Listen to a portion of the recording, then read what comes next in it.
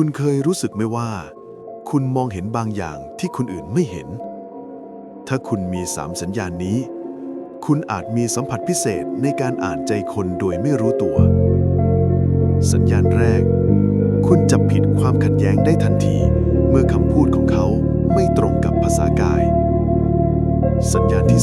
2 คุณสัมผัสถึงพลังงานรอบตัวได้ชัดเจน